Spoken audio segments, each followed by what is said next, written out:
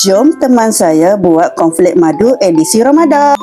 Menyedihkan, mula-mula saya buat jadi gini. Saya tak letak konflik lagi, saya nampak pelik tu. So panas tu jadi gini. Redok rugilah konflik saya tu. Sebab saya tengok kat TikTok, konflik madu tu sedap dan tidak lemau. Sejukkan dulu. Pada membazir saya buat jadi sos karamel ni untuk letak dekat aiskrim.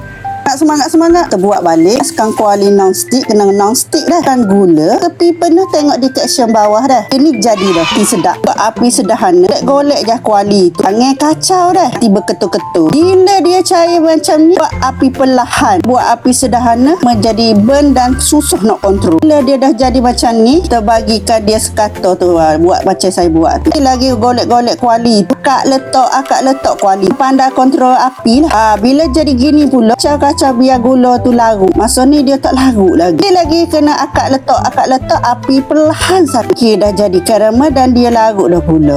Susu pekat dan madu seni api perlahan dah. Kau biar sebati kerap kaca, jangan tinggal dah. Tu tinggal arwah lah. Still lagi akak letak kacau biar sebati sampai jadi macam gambar saya ni. Tutup api, masukkan butter, garam secukupnya dan vanilla essence. Ni wajib tutup api nak kontrol butter tu. So nanti dia burn. Kacau biar sebati, jangan tinggal. Bila dia dah mendidih, tutup api. Sejukkan sos karamel ni, saya guna kipas cepat sikit. Dia sejuk suap. Antara sos karamel tu sejuk suap, lapik baking paper dekat tray, letak sikit-sikit air, tak bagi dia melekat. Baking paper ni tak sebagi konflik madu tu kat bawah. Nah, paper cut saya 3.5 cm. Bila dah sejuk sos karamel, masukkan konflik. Saya guna konflik yang ni kotak 150 gram. Tapi saya ni guna 300 gram. Jadi 2 kotak. Masuk satu kotak, gaul-gaul dulu. Lepas tu masuk second kotak, gaul. Dia sebati. Lahan-lahan dia takut pecah. Okey, dah sebati, masukkan dalam mangkuk. Kau tak tahu nama gap. Masuklah dalam gapa-gapa, asal muat konflik madu tu je.